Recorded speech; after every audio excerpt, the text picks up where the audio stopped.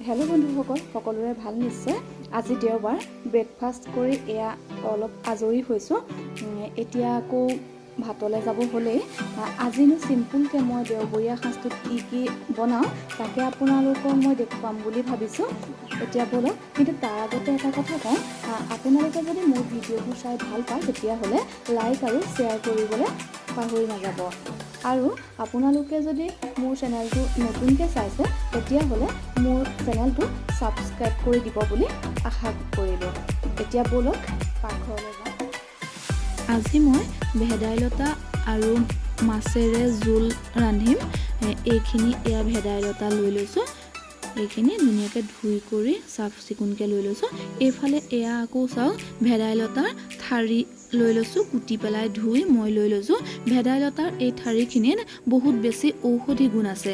ভেদাইলতাৰ পাততকৈও ভেদাইলতাৰ এই ঠাৰিত বহুত বেছি ঔষধি গুণযুক্ত। সেইবাবে আপোনালোকেও ভেদাইলতাৰ ঠাৰি এইবাৰৰ পৰা পেলাই নিদি আপোনালোকে ধুনীয়াকৈ এনেধৰণে খাব।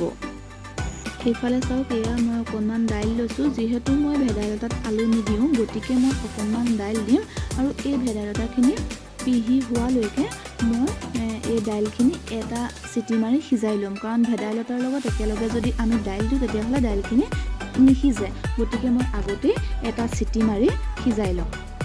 এয়া চাওক, এয়া মোৰ এইখিনি ভেদাইলতা পিহা ধুনীয়াকৈ হৈ গৈছে।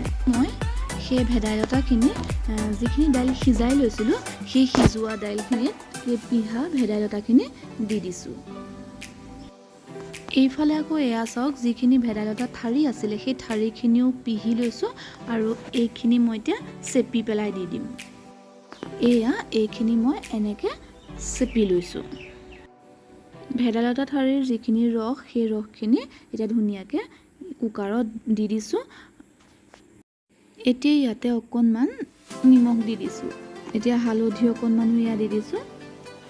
লগতে অকণমান তেল দি দিছোঁ যাতে কুকাৰত দাগ নবহে। এতিয়া কুকাৰত ঢাকনি মাৰি দিছোঁ। 2টা চিটি মাৰি মই নমাই দিম। অকণমান লৈ লৈছোঁ, নিমখ হালধি সানি এতিয়া ভাজিম এইকেইটুকুৰা। এয়া মাছ কেইটুকুৰা ফ্ৰাই কৰি লোৱা ধুনীয়াকৈ হৈ গৈছে। এয়া মাছ ভাজোঁতে ৰৈ যোৱা তেলখিনিতে জিৰা কেইটামান ফুটাই এয়া পিঁয়াজ এটা দি দিছোঁ। সৰু পিঁয়াজ এটা কাটি পেলাই দি দিছোঁ। তাৰ লগতে তেজপাত এখিলাও মই দি দিছোঁ।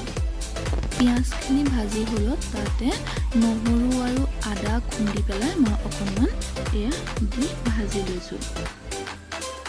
পিঁয়াজ, আদা, নহৰু ৰঙচুৱাকৈ ভাজি হোৱাৰ পিছত এয়া এটা বিলাহী কুটি দিছোঁ। ধুনীয়াকৈ বিলাহীখিনি সিজি যোৱালৈকে এনেকৈ ঢাকোন দি ভাজি থাকিম। এয়া চাওক, এয়া বিলাহীখিনি ধুনীয়াকৈ সিজি গৈছে। এয়া ধুনীয়াকৈ বিলাহী, পিঁয়াজ, নহৰু ধুনীয়াকৈ মিলি সিজি গৈছে। এতিয়া মই ইয়াতে সিজাই থোৱা ভেদাইলতাৰ ৰসখিনি দি দিছোঁ। অলপ উতলিবলৈ দিম। এতিয়া মই ইয়াতে মাছখিনি দি দিছোঁ। এতিয়া মাছখিনি দিয়াৰ পিছত ধুনীয়াকৈ লৰাই পেলাই মই ঢাকোন মাৰি দিম উতলিবলৈ। এয়া চাওক, ধুনীয়াকৈ উতল আহিছে। এয়া আৰু অলপ মই উতলিবলৈ দিম। আৰু মই অকণমান পানী কৰিছোঁ, বেছি থুপথুপীয়া কৰা নাই। মই যিহেতু অকণমান পানী হ'লে ভাল পাওঁ ভেদাইলতাৰ জোলটো, মই এনেকুৱা কৰিছোঁ। আপোনালোকে যদি থুপথুপীয়া কৰিব বিচাৰে তেতিয়াহ'লে পানী কমকৈ দিব পাৰে। মই এনেকুৱা কৰি খাই ভাল পাওঁ কাৰণে মই এনেকৈয়ে ৰাখিম। চাওক, এয়া হৈয়ে গ'ল, ধুনীয়াকৈ হৈ গৈছে। বহুত সময় উতলিলেও, প্ৰায় 10 মিনিটমান সময় মই উতলালোঁ। এতিয়া মই গেছ অফ কৰিছোঁ। এয়া হৈ গ'ল।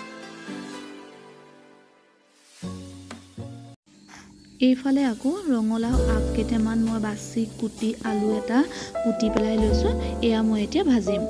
তাৰ কাৰণে এয়া কেৰাহীত তেল গৰম কৰি মিঠি গুটি অকণ দি দিছোঁ। এয়া অকণমান পিঁয়াজ দিছোঁ। ৰঙচুৱা হোৱালৈকে মই এতিয়া ভাজিম। এইফালে ইয়াত আদা নহৰু খুন্দা অকণমানো দি দিছিলোঁ, ভিডিঅ' কৰিবলৈ থাকি গ'ল। এতিয়া ইয়াত এই শাকখিনি মই এতিয়া ঢালি দিছোঁ।